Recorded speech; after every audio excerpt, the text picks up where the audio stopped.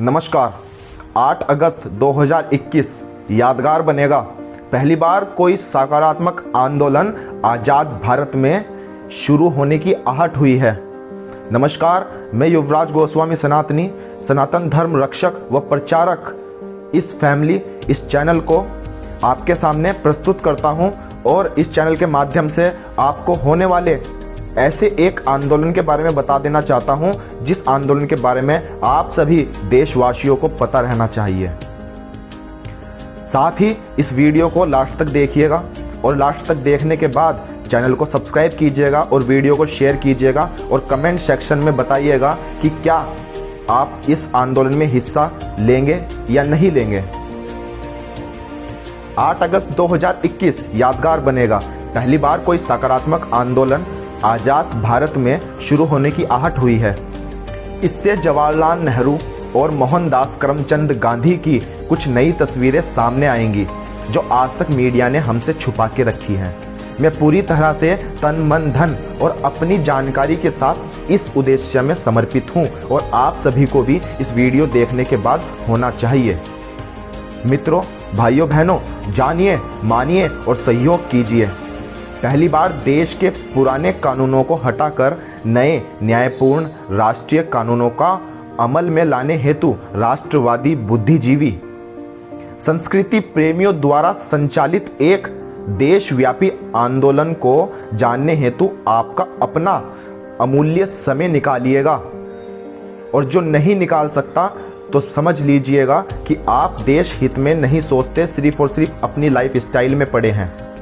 Supreme court के राष्ट्रवादी हिंदूवादी वरिष्ठ वकील श्री अश्वनी उपाध्याय 8 अगस्त 2021 को दिल्ली में पुष्पेंद्र कुलश्रेष्ठ की टीम के साथ उन पुराने और अंग्रेजों के द्वारा बनाए गए 200 काले और घटिया कानूनों को बदलने और हटाने के लिए आंदोलन करने जा रहे हैं, जिनको बनाकर अंग्रेजों ने इस देश को लूटा था। इस देश की सनातन संस्कृति, शिक्षा पद्धति, गुरुकुल को नष्ट किया था और अंग्रेजों के बाद इन घटिया कानूनों के द्वारा वामपंथी, कम्युनिस्ट और अलगाववादी जैसी राष्ट्र विरोधी सरकारों ने इस देश को लूटा। देश का इतिहास बदला गया और इन कमजोर कानूनों की मदद से ही ये सारे राष्ट्र विरोधी राजनीतिक दल अब तक देश के खिलाफ षड्यंत्र कर रहे हैं। ये आपको जानना अति आवश्यक है। बुद्धि का आकलन करना बहुत अति आवश्यक है। हिंदुओं का धर्मांतरण कर रहे हैं। इन कानूनों की वजह से ही देश का हिंदू देश में ही केरल, कश्मीर, बंगाल जैसे राज्यों से पलायन करने को मजबूर हुआ है और इन राज्यों में हिंदू संस्कृति कमजोर हो गई है या नष्ट ही हो गई है।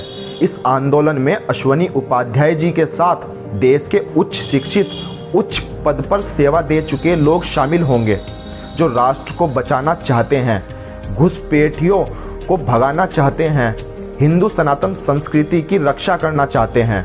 आपकी और हमारी तरह आतंकवाद की समस्या को जड़ से खत्म करना चाहते हैं। ये मुख्यतः 5 कानून की मांग हम इस आंदोलन में करेंगे। ये कानून कौन कौन से हैं आपको अति आवश्यक है जानना। तो पहला कानून, एक देश एक पाठ्यक्रम। दूसरा, एक देश एक शिक्षा बोर्ड। तीसरा, एक देश एक दंड संहिता। चौथा, एक देश एक कर संहिता। और पांचवा और आखिरी कानून जिसकी हम मांग कर रहे हैं, एक देश एक नागरिक संहिता। इन कानूनों के बारे में आप सभी को पता रहना चाहिए। इस आंदोलन में बहुत से वरिष्ठ व्यक्ति आ रहे हैं। आपको जानना अति आवश्यक है कि कौन कौन इस आंदोलन का हिस्सा, संयोजक और संचालक है। जनरल जीडी बख्शी, पूर्व army officer. Colonel RSN Singh, पूर्व रॉ ऑफिसर।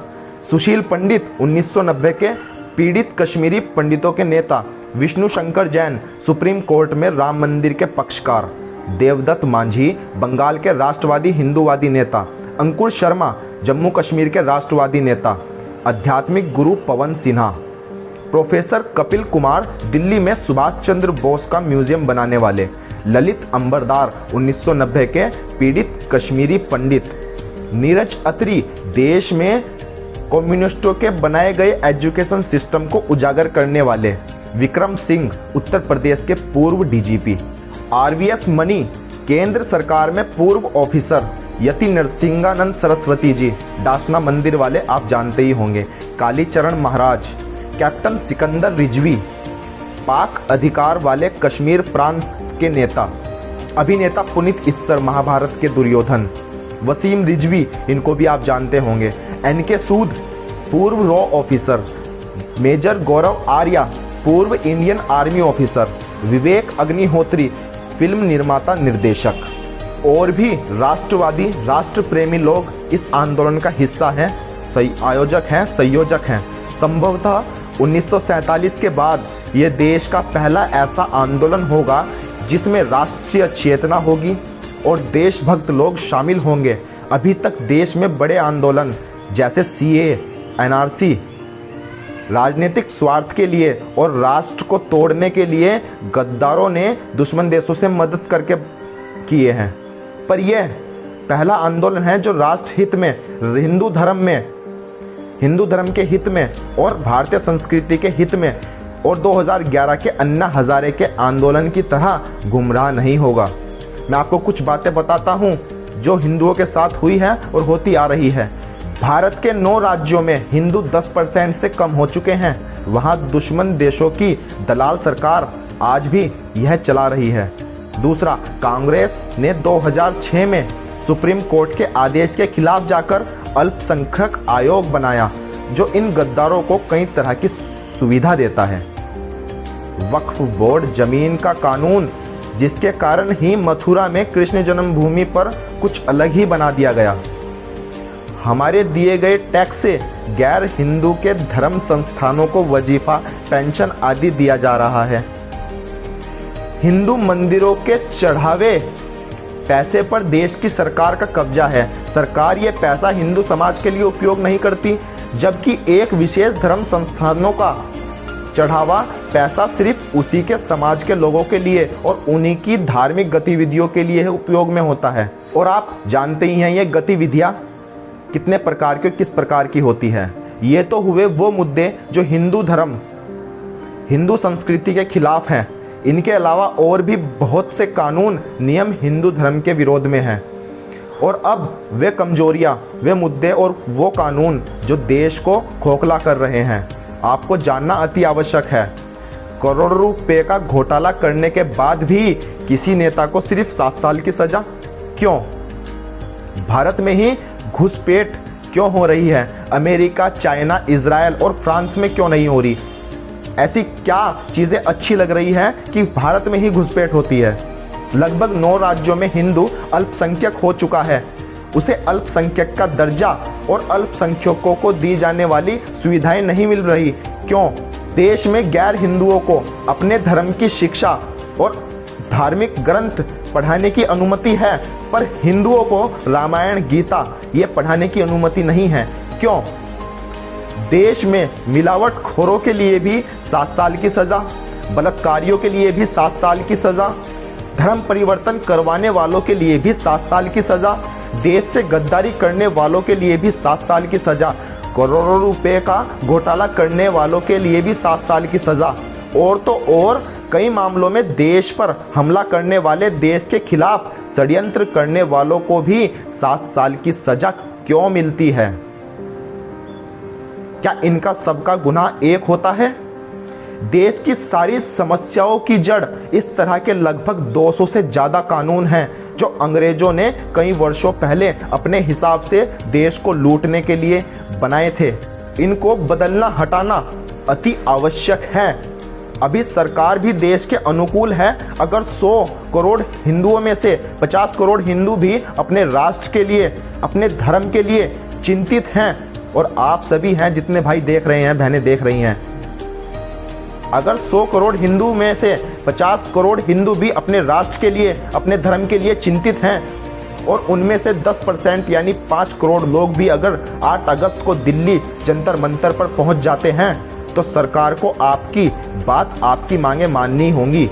ये आंदोलन के आयोजक और कार्यकर्ता वो लोग हैं जो इस देश की सरकारी सेवाओं जैसे कि सेना, खुफिया एजेंसी, पुलिस, शिक्षा में रह चुके हैं। इसलिए ये लोग सब जानते हैं, इसलिए इनका साथ दीजिए। और आखिरी में इतना ही कहना चाहूँगा आप सबसे, माना कि हर कोई दिल्ली नहीं जा सकता, पर इस मैसेज को, इस वीडियो को, इस सनातन धर्म रक्षक व प्रचारक परिवार को जितने लोगों को भी भेज सकते हो, कृपया कर वो तो भेज सकते हैं, और राष्ट्रवादी हिंदुओं के पास भेज सकते हैं। याद रखिएगा 8 अगस्त 2021, खुद आकलन कीजिए, खुद समझदार बनिए। हम आकलन करके ही आने वाली पीढ़ियों को बचा सकते हैं। आप सबका साथ चाहिए, आप सबके साथ हम अलग सरकार में अपनी एक विचारधारा प्रवाहित करेंगे। जय श्री राम, हर हर महादेव, जय महाकाल।